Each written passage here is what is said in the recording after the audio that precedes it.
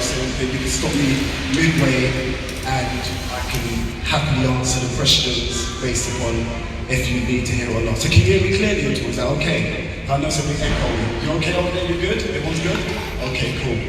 Alright, so I'm going to explain the science of it in just a bit, but I'm going to just ask the questions first.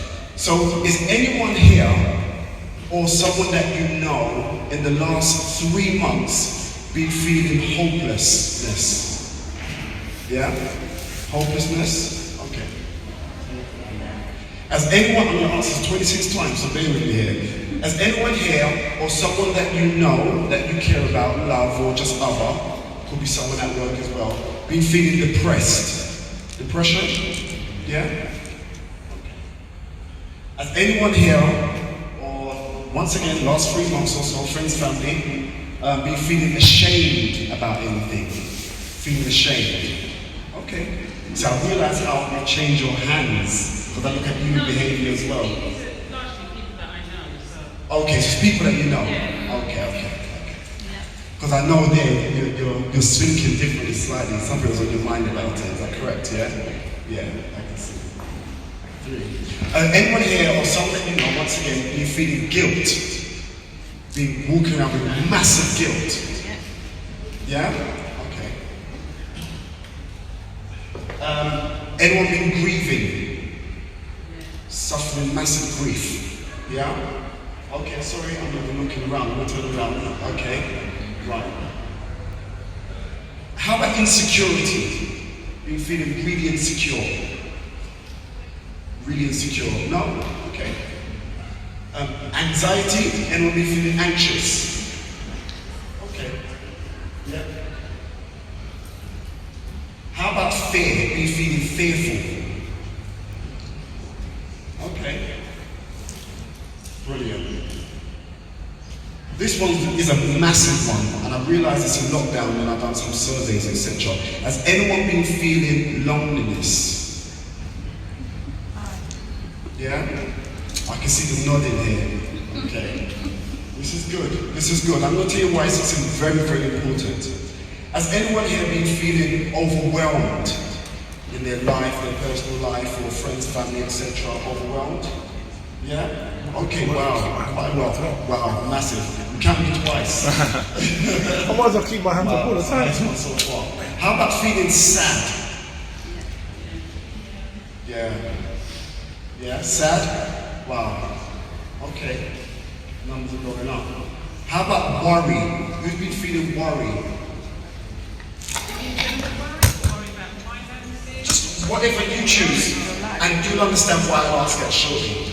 So just, it could be finances, it could be anything, it could be relationships, finances, whatever it may be. Yeah? Okay, alright. Don't worry, we're almost there. We're halfway through actually.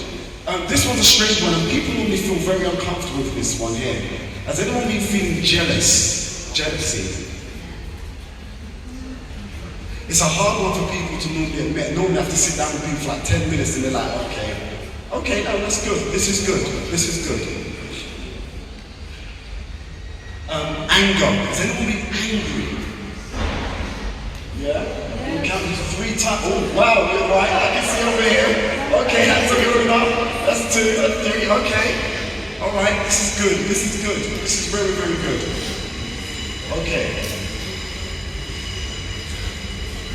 Has anyone been feeling disheartened? I just want to give up. I feel disheartened. I don't feel like it's working anymore. Yeah? Okay. Also, when I say that, or anyone you know. Yeah? How about doubt? Really being doubtful. Okay. Alright, so new ones are going up. So we're making some sense of this right now. Alright, we're almost there. It'll be about 6 more. And it's going to make perfect sense why.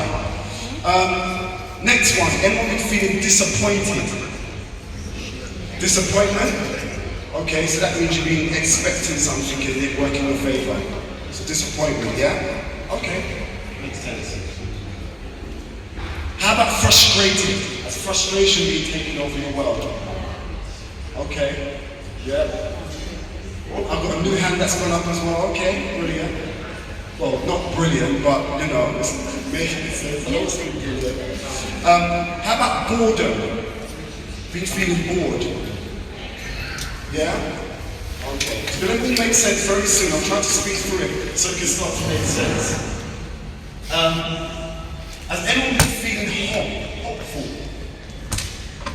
Okay, 2, 3, 4. Yeah, 5, 6. Okay, good, 7, 8. Brilliant. This is good. This is good. This is good. This is good. How about just feeling content? Content? Yeah? In the last 6 months, we can put 6 months, yeah?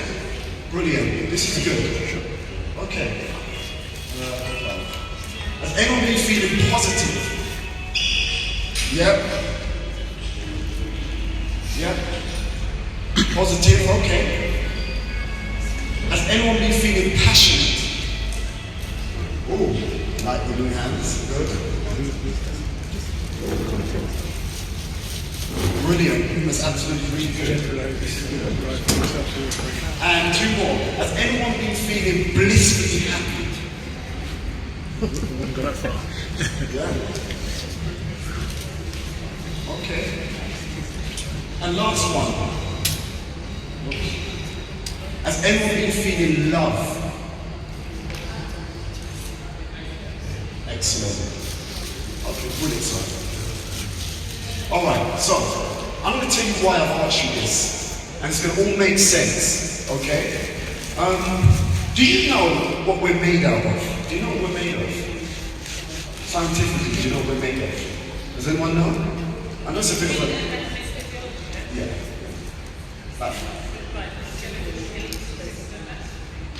I'll explain it. Everything is made out of atoms. Yeah?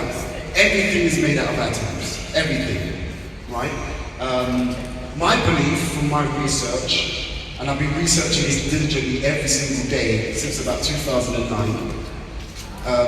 And it says it in the Bible, it says in other scriptures, etc. as well, that everything is made out of dust and everything's made out of atoms, right? And God formed us in His image. Yeah? And so we are all atoms. Your chair's an atom, your clothes are atoms, everything are atoms. Every absolute thing. Inside of an atom, and I know I don't want to bore you with it, it's going to make sense very soon. Inside of an atom is what you call protons. So when you're in a positive mood, when you're in a positive state, you're in a proton state. Yeah, you're protons. When you're in a bad mood, when you're feeling negative, you're in an electron state. That's inside of an atom.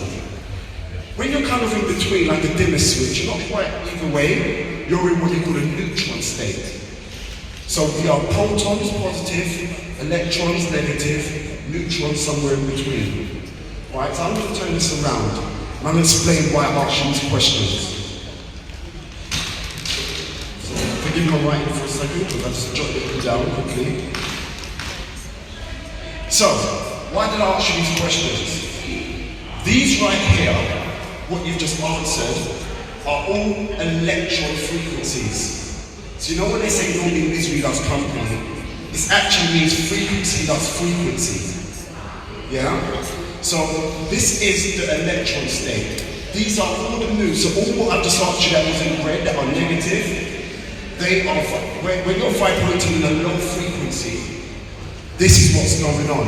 So you will find that when you are going through depression, and there's 9 different types of depression. You've got postpartum depression, you've got bipolar depression, you've got manic depression, you've got all different types of depression.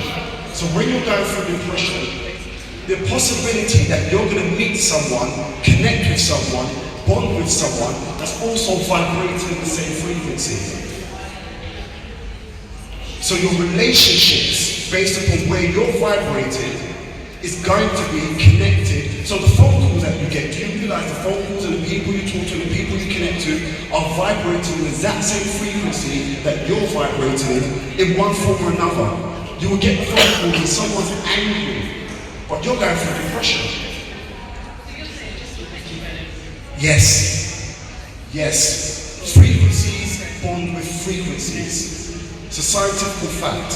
Frequencies bond with frequencies. Why is this important? Because most of the time, what happens it is. When you're going through guilt, worry. Now, what is worry, by the way? Do we know what worry is? Does anyone actually know what worry is? Worry is one of those emotions that is based upon the imagination. Think about it. The things that you're worried about don't even exist yet. So you feel first, and then you imagine later. Okay?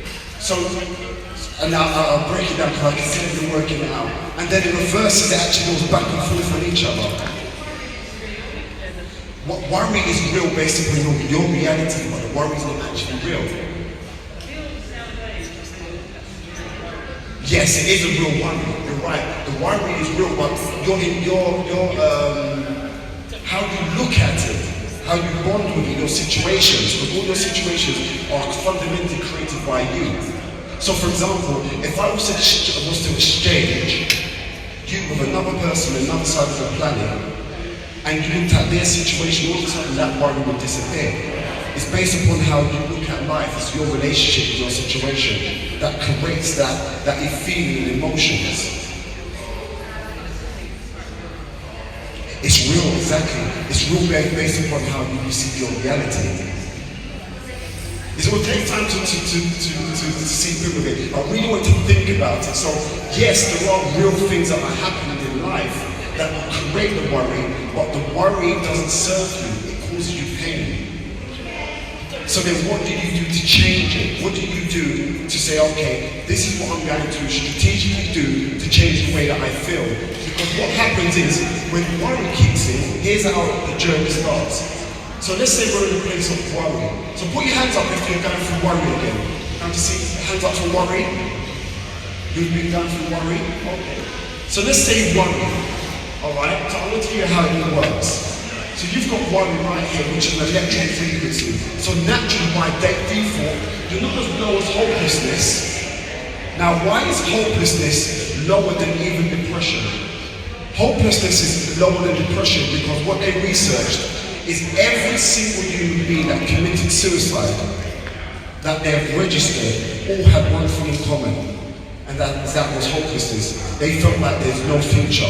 What's the point in living?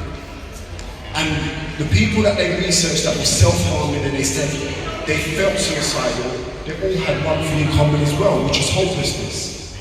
Not everyone that's depressed think about suicide. But suicide kicks in with hopelessness, the lowest vibrational frequency of all the vibrational frequencies. Yeah? So, how do people get to hopelessness? Well, I'll tell you how people get to hopelessness, which you will explain in a moment.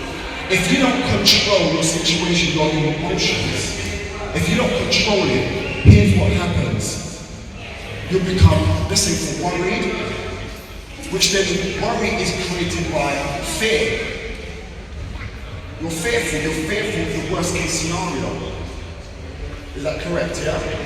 Yeah? Is that correct? Would you agree? Mm-hmm. Right. So you're vibrating in the place of fear. And so what happens when you become very fearful a lot of times? You become anxious. Would you say you become anxious? Would you agree? Mm-hmm. So fear can create anxiety. Yeah? Now you're anxious. Imagine having a relationship with all the people around you. You're fearful, you're worried, you're anxious. How do you think the people will respond to you? They either start to avoid you, they talk to you in a low vibration kind of way, other people come into your world, and it sends you down the pole. Insecurity. You start feeling apathy, you start feeling ashamed. Why do people normally feel ashamed? Because they're embarrassed to talk about what they're feeling about a lot of times. So now they feel shameful, and the shame brings them down to a place of depression. Do you see how you travel the journey? Then you get to a place of depression, and if you're there for a certain amount of time, you start to feel hopelessness. What's the point in living? I don't want to be here no more. This is the danger of vibrating at low vibrational frequencies for a long period of time. So what does that mean? That means we need tools and methods to change our situation from an electron state to a proton state, because worry doesn't serve us. Sure. It sounds like, obviously, with all that, With all that, it just sounds like a vicious cycle, basically. Because you just go from one thing and then to another. So it's just not good for anyone. Exactly. And that's, you're correct. You're correct. It becomes a vicious cycle.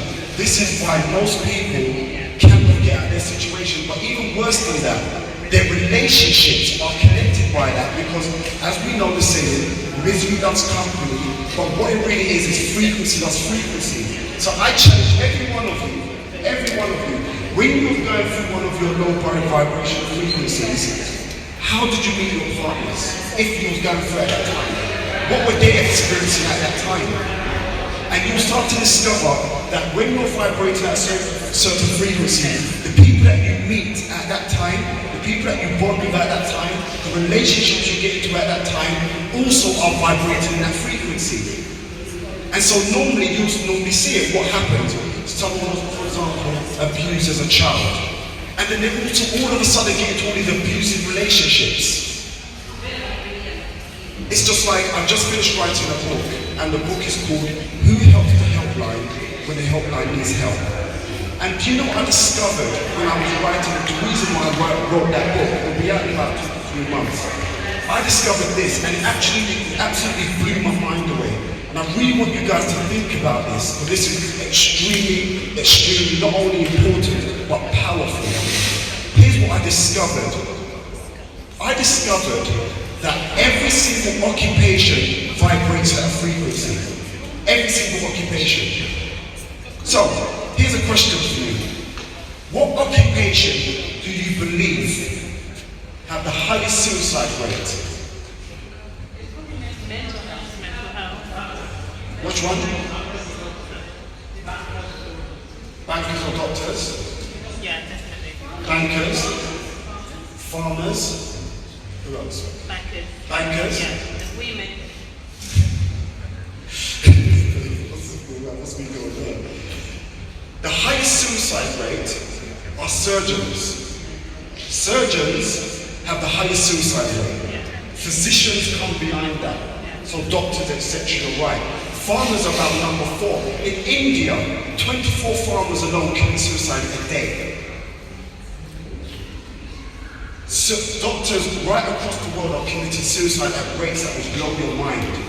So what I started to discover is occupation by stress, which is social workers and so on and so forth, occupation by depression, and occupation by suicide. Now the question I naturally asked was this afterwards. I asked one very, very powerful question. Were they vibrating at a low vibrational frequency? Why they went into depression? Or did they go into their profession and then end up in a low vibrational frequency? And I discovered that the majority was that they were vibrating at a low vibrational frequency before they got to their profession. So they went into their profession because they were going through things. So this is why when you look at police officers, for example, they have a high rate of abusing the general public, because they're naturally vibrating at a low vibrational frequency. Yes. And this is the thing. Now, why is it that many doctors, for example, because sometimes, and the reason why I'm trying to explain this is we pride ourselves as a culture globally that if you're a doctor, if you're certain things, you are officially successful. They are the people that are suffering in silence. Yeah? And so we're pushing sometimes our loved ones, our children, our family members to be what we construct them to be. But they are actually suffering in silence. Why? Because why are they suffering in silence? Well, here's one fact why they're suffering in silence. Do you know that when doctors, surgeons, etc., share that they are depressed, they can lose their license? Right, so you know, right? So if you think about it, who wants a surgeon to be going through depression and working on you? So right across the world, they lose their license, so they suffer in silence. And because they suffer in silence, one day, hopelessness kicks in because it's untreated. And what do we know about hopelessness? Hopelessness is the lowest vibrational frequency before someone commits suicide. And so this is why mental health, even within our very important because we end up right down the spiral of protons to neutrons to electrons. And believe it or not, it's a hard pill to swallow, but a lot of the time it's our fault. Because we put pressure not on ourselves only, but we also put pressure on our loved ones as well. We want them to be in a place of excellence based on our cultural expectations a lot of the times. Does that make sense? Does it make sense at all? Yeah? Yeah? Cool. So, the reason why, once again, I'm answering these questions, I want you guys to work something out, okay? And so I want you to take this home with you so you can start to dissect what's going on within your worlds as well. So, we just worked out that there's 26 different scales of emotions. Now here, let's go a bit further. I put a system together where I worked out to 94% success rate that based upon just asking that one question I can work out what most people have gone through, about to go through, or is currently going through. I can tell you your self-conversation, what you're going to do next, and what's been happening in your life. And here's the reason why. And I want to teach it to you guys as well. To not just help yourselves, but help your loved ones. Okay? So let's do an easy one so you can understand how the science work. There's 9 different types of depression, by the way, as I said before. So any depression of your choice that you're aware of or you've been through of your experience, you choose. Okay? Right. When someone's depressed,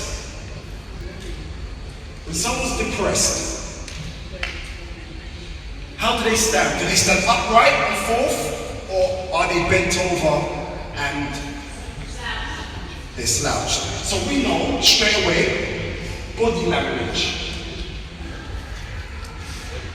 Okay, so that's one, brilliant. Question number 2. If someone's depressed, what do you think their self-conversations are? Well, what's the conversation? Tell me what the self-conversation would be. I'm not good enough, good. Any others? Any others? Does anyone else? Okay, so let's say self-conversation. One self-conversation just worked out is I am. Bear in mind, I am. Look into the power of I am. Because the power of I am is either rich and godly or it can be destructive. I am not good enough. Okay, so now we've worked out the body language. They're slouched. I'm not good enough. Yeah? What do you think their actions are going to be? Are they actually going to be bold in life and take massive decisions and actions? Or are they going to just lay in bed and not do anything at all? Which one? Right. So now we know what people are thinking. Just by just one. They're in bed. They're not moving in bed. Their self-conversation is I'm not good enough. They're slouched, their breathing is shallow, their body's giving up. So when your body gives up, your self-conversation is where it is. This is where you create what they call dis-ease. This is where diseases start to kick in. So dis-ease. Yeah, makes sense? Yeah? So we have to change this. How do we change this? So now we've worked out what the problem is. Now, I'm going to explain how people get to this place, okay? There's 5 stages, actually 6, but we've got 5 I had the 6th one in. There's 5 stages how people get to the place of failure. Now failure could be failure is subjective to yourselves. And how people get to success. Now I traveled to 25 countries and all my number 1 question was when I traveled to these countries, I was studying the most successful people and I was studying extremely unsuccessful people. Now success doesn't always mean finances, it just means happiness as well, wealth and so on and so forth. So I asked some very fundamental questions. Here's some of the questions that I asked. One of the questions is, what's your belief system? What is and I want you guys to write this down, this is very important. Even if it's not for yourself, but for your loved one that you care about, that is not in the right place right now. The first question you always must ask yourself, or another, if you're working with someone, trying to help someone, or even just for yourself, what is your belief system? What do you believe that you're a woman? What do you believe that you're a man? What do you believe that you're short or tall, fat or thin? From the Caribbean or India, Jamaica or wherever it may be. What's your belief system? It's the number one question to ask. It's a scary question to ask, but it must be asked nevertheless. What's your belief system? So, the first part is to ask is your belief. The first square.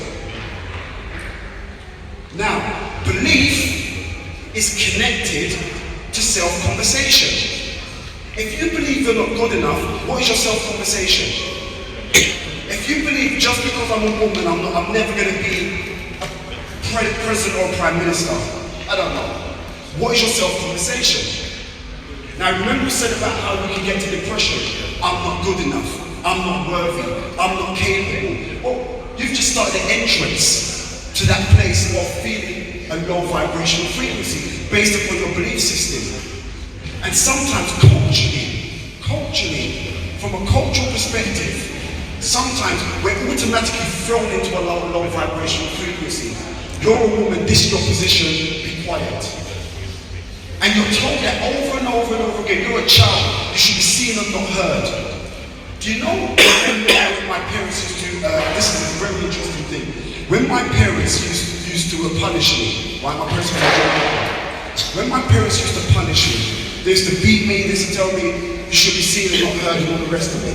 I done research, and the research that I found is that that's what the slave owners used to say to the slaves. You should be seen and not heard. I'm beating you right now because I love you. And the slaves passed it down to their children, and their children passed it down to their children, and now they don't even know why they're just beating you and punishing you. It's just what we do.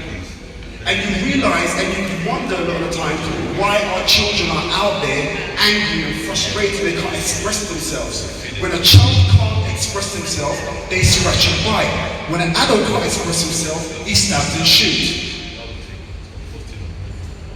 Yeah? Does that make sense? So we start off in life sometimes culturally in a low vibrational frequency. We start there. Yeah? Does that make sense? So, the second stage is your self-conversation. That's the second stage, your self-conversation. I'm not good enough, I'm not worthy. But why didn't you choose me anyway? That's the self-conversation. Which then leads to stage 3. Stage 3 is action. So here's a question for you. Stage 1, your belief system. So let's say for conversation's sake, your belief system is I'm not good enough. What is your self-conversation? I'm not good enough, right? That's your belief system. Or let's say your belief system is I will never be successful because I don't have the resources that other people have. For example. So your self-conversation naturally is I am not good enough. I don't have the resources. I'm never going to be successful. I'm never going to get to that place. They are designed to get there, not me. Yeah? So, what do you think happens to your third stage if you're looking? The third stage, I don't know why, but I might have quite Google to myself. So the first stage is belief, the second stage is being, the third stage is action. So, let's start again. If we don't believe, our self-conversation is negative. If our self-conversation is negative, do we take action? No. What's the point? It's not going to work anyway, so we don't take action. If we don't take action, do we get results? Right, we don't get results. If we don't get results, we go to a place of knowing. Do we know that we're good enough or bad enough? You're not good enough, right? So then it goes to stage 5. Stage 5 is knowing. You now know you're not good enough. So remember I said to you about the worry? You now know that there's a problem. You now know it. Yes, you internalize it so it becomes your reality.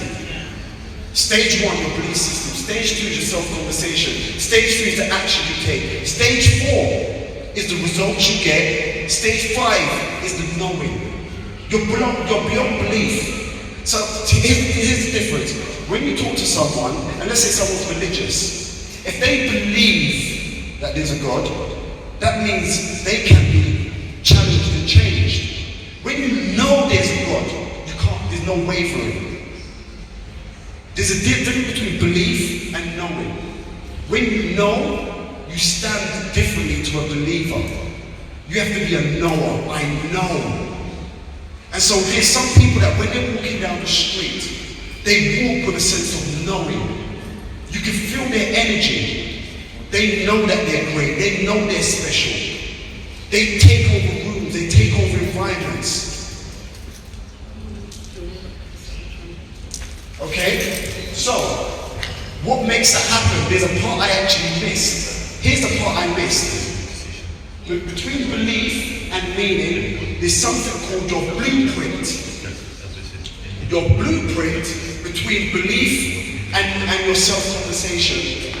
Your blueprint is the plans you set for yourself. So you create pain based upon the plans you set for yourself. So okay, I want to be a surgeon, for example. I want to be a footballer. I want to be whatever. But remember, you're not a believer in that. But you sit down with your careers person or your friends or whatever, and you're like, okay, I want to be a surgeon. But you don't believe deep down that you want to be a surgeon. You're not a believer. I want to be a millionaire, but you don't believe it. And so your self-conversation now causes you pain. Your self-conversation causes you pain because of your blueprint. What you set for yourself. Does that make sense, guys? Yeah? And so, the pain that you cause yourself, anytime you cause yourself pain, is because of your blueprint and your belief system. If your belief system is in a certain place, and the goals that you set for yourself, you're not a believer in that you can achieve it, your self-conversation will actually cause you so much pain that it leads you right down the vibrational frequency of depression. And we see this with social media. When people on social media, what do they see? They see all these successful, happy people. And no one is happy, but everyone puts their foot forward as happy and progressive and successful. And the person that is watching it saying, their belief is, he's got a yacht and a boat and a beautiful car. I can never have that. And so then what happens, their self-conversation is, well, then if I can't have it, then that means I'm stupid. My partner will leave me the minute that they come across the person with the yacht, the boat, the beautiful abs, whatever it may be. And their self-conversation drives them into a place of sadness, worry, overwhelm, jealousy, anger, disheartenment, frustration, boredom, anxiety, insecurity. Every single low vibrational frequency, that person runs up and down the emotional scale on. So how do we beat this now? Now we've spoken about the problem and the science of it. Now we're going to talk about the solution. Okay? So let's talk about solution. Let's not make it be all doom and gloom. It's all about solutions now. Right. So number one, our belief system. We need to sit down and write the reality of what we truly believe at this current time, and then write down what we want to believe in. Because it's a muscle. Your belief system is a muscle. Yeah? So it's a muscle. But I want you to first start off small.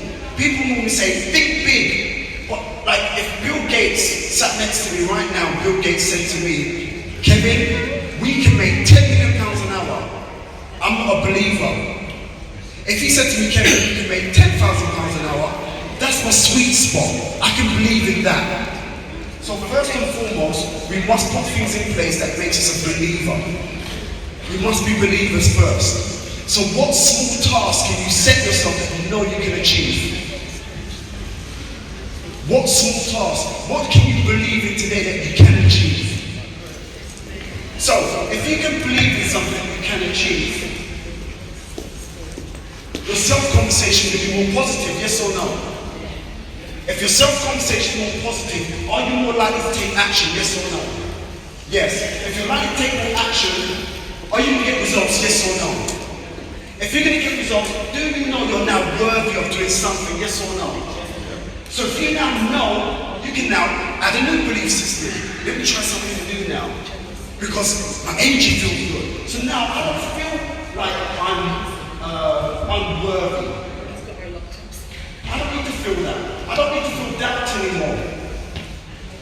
Now I'm going to try something more, and I'm going to exercise that muscle. If you go into the gym and you pick up the heaviest weight, are you going to cause yourself painful problems, yes or no?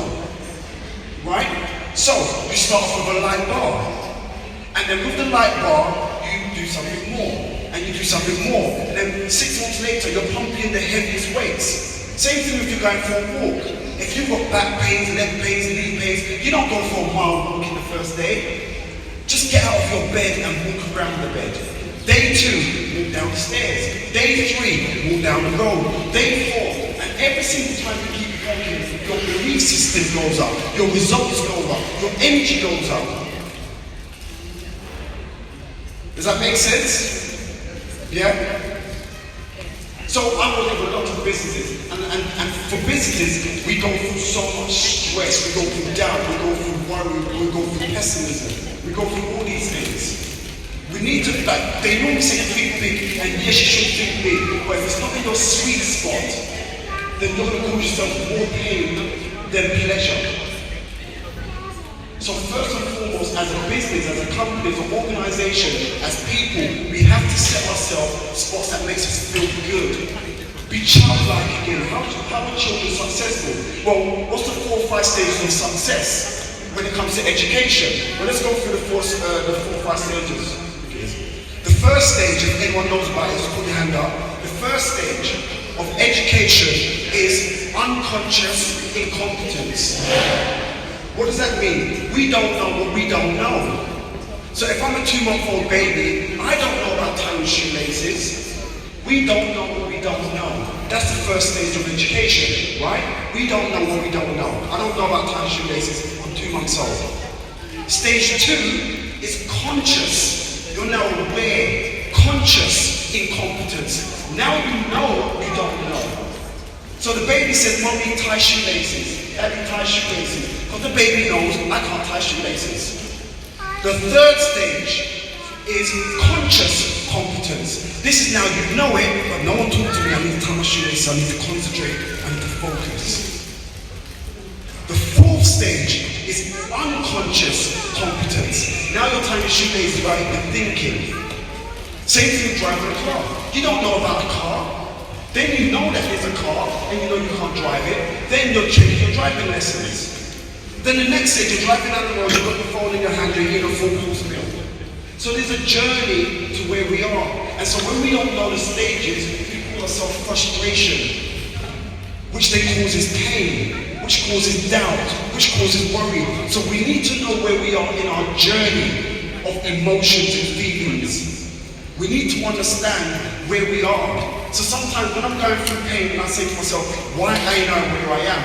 Oh, I'm consciously incompetent. I've got more driving lessons to do. Whatever the driving lessons are, my L plates are wrong. My business is not where my business should be right now. My arms are not where they be. My chest is not where they be. My health is not where they should be. Because we're going through the stages of unconscious incompetence. I think about you now, died.